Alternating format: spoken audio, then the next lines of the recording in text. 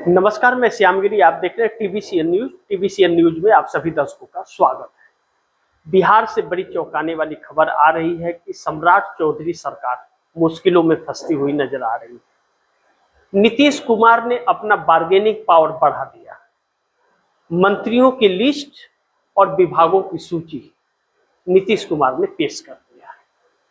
अब भारतीय जनता पार्टी मानेगी तो ठीक है, नहीं मानेगी तो गठबंधन टूट जाएगा, क्योंकि नीतीश कुमार गठबंधन का पूरा पावर ले रखे हैं कि किसके साथ रहना है, किसके साथ नहीं रहना है। नीतीश कुमार ने खजाना खाली करके सम्राट चौधरी को सौंपा है, लेकिन इसमें कोई बड़ी बात नहीं है कि नीतीश ने खजाना खाली करके अपना घर भर लिया है, बल्कि गठबंधन के लोगों ने ही बिहार को लूटा है और कर्ज में डुबो दिया है। 4.06 लाख करोड़ रुपया के कर्ज में डूबा हुआ बिहार प्रतिदिन 63 करोड़ और महीने का 23,000 करोड़ रुपए का ब्याज भर रहा बिहार 12,000 करोड़ रुपए की और मांग आरबीआई से कर रहा है। वजह, कर्मचारियों को देने के लिए पैसे नहीं है, वेतन देने के लिए विधायकों और मंत्रियों का वेतन नहीं मिल रहा है और बुजुर्गों को पेंशन नहीं मिल रहा है। खजाना खाली है। सम्राट चौधरी पैसे की व्यवस्था कहां से करेंगे? और जब नेताओं के लूटने से बचे तो बिहार का विकास कहा जा रहा है। 12,000 करोड़ रुपया बिहार का विकास और वेतन पेंशन के लिए कर्ज चाहिए आरबीआई से। आरबीआई देगा नहीं देगा वक्त बताएगा, लेकिन वर्ल्ड बैंक से कर्ज लिया हुआ पैसा 14,000 करोड़ रुपया एनडीए गठबंधन की सरकार ने बिहार चुनाव में खर्च कर दिया।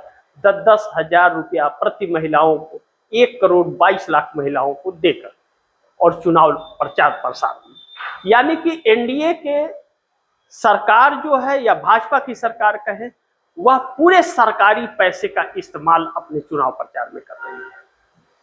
ऐसे में नीतीश कुमार का बागी तेवर अब जिस तरह से आक्रामक रवैया अपना रहे हैं और खूंटा गाड़ करके बिहार में राज्यसभा सांसद बनने के बाद भी बैठ गए हैं, कह रहे हैं सरकार पर हम नजर रखेंगे, बिहार नहीं छोड़ेंगे।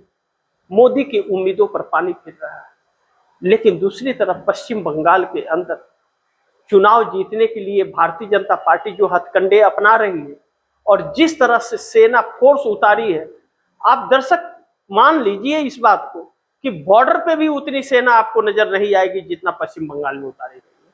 सीआरपीएफ जैसे तोप उतार दिए गए, टैंक उतार दिए गए, जैसे आतंकवादियों का जखीरा पश्चिम बंगाल में आ गया है। वोटिंग होना है, वोटिंग का जो रिजल्ट आएगा पहले चरण के मतदान पे क्या होगा यह तो 4 तारीख को पता चलेगा, 4 मई को। लेकिन इससे यह पता चलता है कि जिस तरह चुनाव आयोग का रवैया है और जिस तरह से भारतीय जनता पार्टी वहां पर कर रही है और जिस तरह से फोर्स लगा करके फोर्स के रवैये जो है, व्यवहार, वह इस बात की तरफ संकेत कर रहे हैं कि पूरे बंगाल पर कब्जा करने का साम दंड भेदभाव भारतीय जनता पार्टी ने अपनाया है। किसी भी कीमत पर वोट डाका डालना पड़े, चोरी करना पड़े, किसी को किसी हद तक किसी को सता देना पड़े, लेकिन बंगाल जीतना है। जीतने के लिए बंगाल एक ईवीएम के माध्यम से, चुनाव के माध्यम से चोरी डकैती सब कुछ करेंगे और चुनाव आयोग वह सब कुछ मदद करेगा, प्रशासन मदद करेगा। इसके लिए पश्चिम बंगाल से हट करके गुजरात से, मध्य प्रदेश से, महाराष्ट्र से, यूपी से, बिहार से आईएएस अफसरों को भेजा गया है। 2 लाख सीआरपीएफ के जवान उतारे गए हैं। सोचिए कि जैसे जंग के मैदान में चले गए। अब अमित शाह क्या करेंगे कि अमित शाह पूरा घुसपैठियों को एक ही बार निकाल करके बाहर करेंगे, या फिर फर्जी वोट डलवाने के लिए यह व्यवस्था की गई है। हजारों सवाल उठ रहे हैं। एक बात आप दर्शक यह तो मान लीजिए कि पश्चिम बंगाल का चुनाव निष्पक्ष नहीं होने जा रहा है। पूरी तरह से ईमानदारी पर बेईमानी करके ही सत्ता हथियाने की कोशिश की जा रही है, जो लोकतंत्र को खत्म करने का एक संकेत है। बात सिर्फ पश्चिम बंगाल की नहीं है। पश्चिम बंगाल के अंदर 90 लाख से अधिक लोगों के वोटर लिस्ट से नाम काट दिए गए हैं, सिर्फ भारतीय जनता पार्टी को चुनाव जिताने के लिए। जिन जिन स्टेटों में नाम काटे जा रहे हैं, विपक्ष के नाम काटे जा रहे हैं, क्योंकि भारतीय जनता पार्टी को चुनाव जिताना है। बिहार इसका उदाहरण है। उसके बाद भी प्यारेलाल गर्ग के 27 पन्नों की रिपोर्ट के अनुसार भारतीय जनता पार्टी की एनडीए ने महागठबंधन से 102 सीटें चुरानी पड़ी, तब सत्ता बन पाया, नहीं तो उसके बाद भी हार रहे।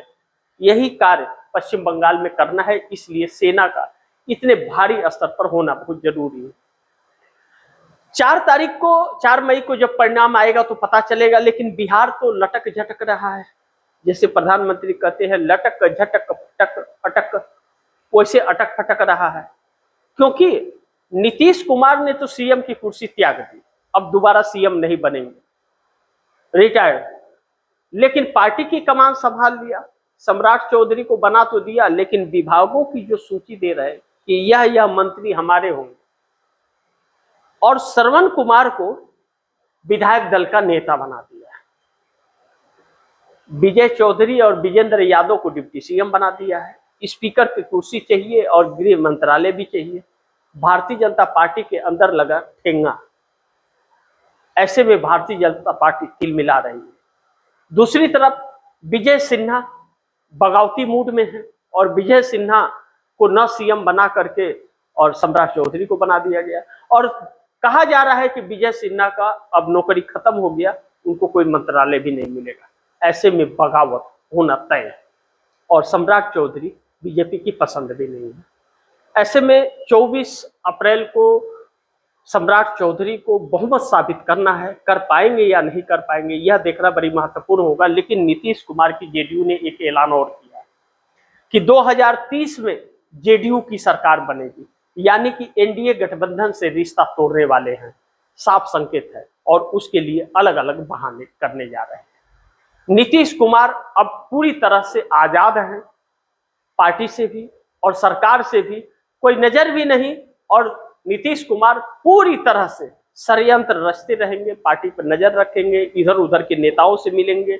नीतीश से कोई भी कभी भी मिल सकता है, नीतीश कहीं भी कभी भी जा सकते हैं, और ऐसे में भारतीय जनता पार्टी की सरकार सुरक्षित नहीं हो सकती। असली पलटीबाजी का खेल नीतीश कुमार का अब चालू होगा, क्योंकि सब कुर्सी जो सीएम की थी उसे त्याग चुके हैं, और जब त्यागे हैं तो भारतीय जनता पार्टी की वजह से, और भारतीय जनता पार्टी को नीतीश कुमार महंगे पड़ने जा रहे हैं। ऐसे में नरेंद्र मोदी के ऊपर उठ रहे हजारों सवाल भारतीय जनता पार्टी को संकट में डाल रहे हैं। देखना बड़ी महत्वपूर्ण होगा कि बिहार में 24 अप्रैल को बहुमत साबित करने के लिए क्या सम्राट चौधरी की सरकार बहुमत साबित कर पाती है, या सरकार का क्या होगा। लेकिन पश्चिम बंगाल में चुनाव कौन जीतेगा, यह एक बड़ी चुनौती है। इतने कुछ के बाद अगर पश्चिम बंगाल में ममता बनर्जी ने चुनाव जीत लिया तो नरेंद्र मोदी की कुर्सी चली जाएगी। बाकी आप दर्शक क्या सोचते हैं, आप दर्शकों की क्या राय है, क्या सुझाव है, कमेंट बॉक्स में जरूर दीजिएगा। इस खबर को ज्यादा से ज्यादा शेयर कीजिएगा, अपने दोस्तों को भी कहिएगा आगे शेयर करें, और आपने टीवीसीएन न्यूज को सब्सक्राइब नहीं किया तो सब्सक्राइब कर लीजिए, अपने दोस्तों को भी कहिएगा टीवीसीएन न्यूज को सब्सक्राइब करें। मिलते हैं अगली खबर के साथ, तब तक के लिए नमस्कार।